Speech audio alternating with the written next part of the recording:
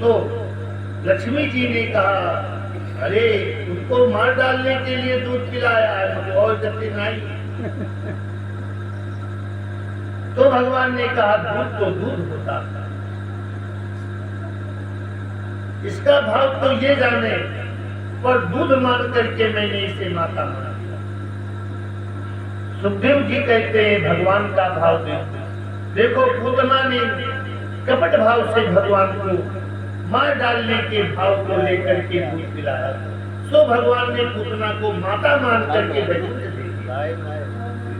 और जे भक्त भगवान के सच्चे भाव से दूध के भोग लगावत या दूध में नवभावत हो, वो कथा फल भावत।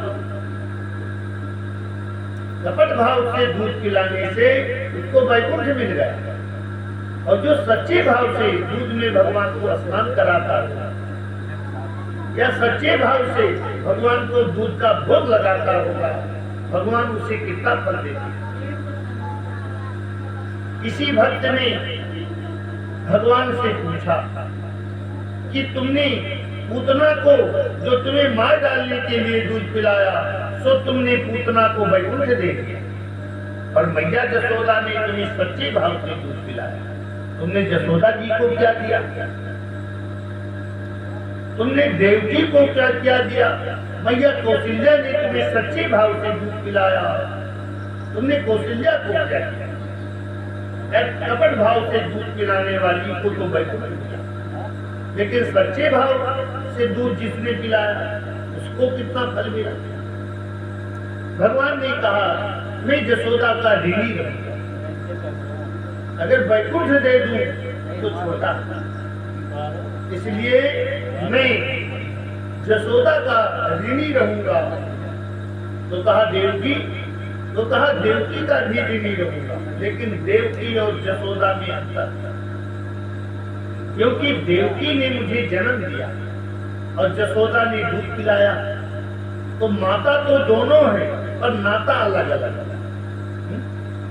माता दोनों लेकिन नाता देखो, देवकी का नाम है कुंस और जसोदा का नाम है दूध। तो भगवान ने क्या कहा कि रक्त के नात भले देवकी पर, दूध के नात जसोदा की माता। तो रक्त के नात भले देवकी पर, दूध के नात जसोदा की माता। और ई कर्जा भरी है न कब, और भरी पाई न माई के एक खाता। और जान में जान रहे जब बोले, और रखी है छठरी में प्राण विधाता। और भूला बना हम दूध के नात, और निवाह दूनो खून के नाता। सुखदेव जी कहते हैं कि हे परीक्षित, जब पूतना के मरने का समाचार कंस को मालूम तो कंस भयभीत हो गया। इसलिए कंस ने सोचा हो सकता है वही मेरा काल हो। तो कंस ने सत्तासुर को भेजा कि तुम जाकर के नंद के बेटे को मार कर। तो सत्तासुर जो है आकर के बैलगाड़ी पर बैठा। तो वह दिन भगवान अब 27 दिन तक जो नक्षत्र में उनके जन्म धारा वो नक्षत्र फिर आएगा। तो पहले जो है 1 महीना माना जाता था नक्षत्र के हिसाब से, जिसको मतवारा कहा है। तो मतवारा 27 दिन पर हुआ। जिस नक्षत्र में जन्म हो वही नक्षत्र फिर आ जाए तो 1 महीना मान लिया। इसलिए कुछ दिन नंद बाबा अपनी जात बिरादरी को भोजन करा, और सत्तासुर इस घाट में बैठा था कि जब सब लोग चल जाए तो हम पालने में कृष्ण को मार करके जाकर के कंस के पास पहुंचेंगे, तो कंस मुंह मांगी रकम देगा। तो भगवान पालने से अपना पैर बढ़ाया और 1 लाख सत्तासुर को मारा। इस सत्तासुर वहां से उड़ा और कंस के सामने गिरा हुआ। तब कंस और भयभीत। कंस ने सोचा देखो 6 दिन में पूतना और 27 दिन में 1 राक्षस हो सकता है वही मेरा। इसलिए कंस ने अपने सभा में वीरा रखा कि जो नंद के बेटे को मार करके आएगा उसे मुंह मांगी रकम दी जाएगी।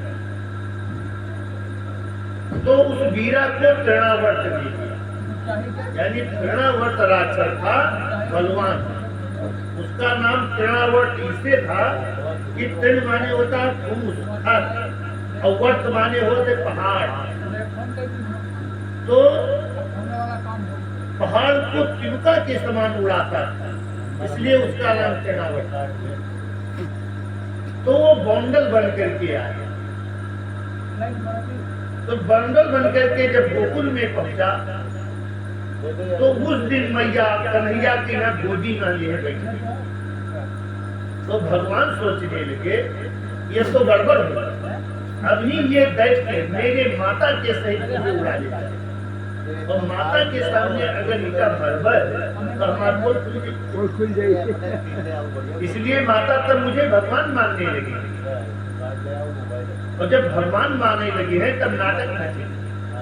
नाटक जो है सही नहीं हुआ, नाटक सब गलत हुआ, इसलिए भगवान की लीला ये सही नहीं है, नाटक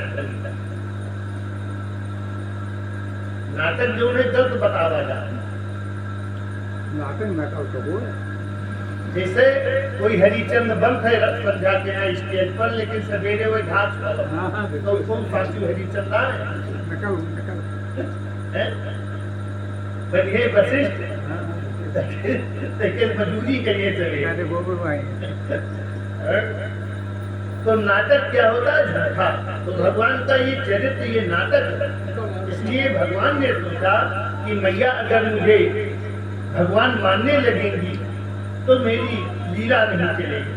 इसलिए भगवान ने सोचा मैया अगर गोदी से उतार देती तो हम राक्षस का लाए। तो मैया गोदी से उतार नहीं देंगी और उधर राक्षस आएगा। तो भगवान ये उपाय लगाए। भगवान गरु बहुत हुई, अपना गरु है कि गोदी में रोकी नहीं। जब जसोदा जी गोद में नहीं रोक पाई तो वही जगह लटाई और फिर उठाई नहीं पाई। अच्छा, अपना गरु है कि उठाई नहीं पाई। तब तक वो बौंडल बन करके तृणावर्त आया और भगवान को उड़ा ले।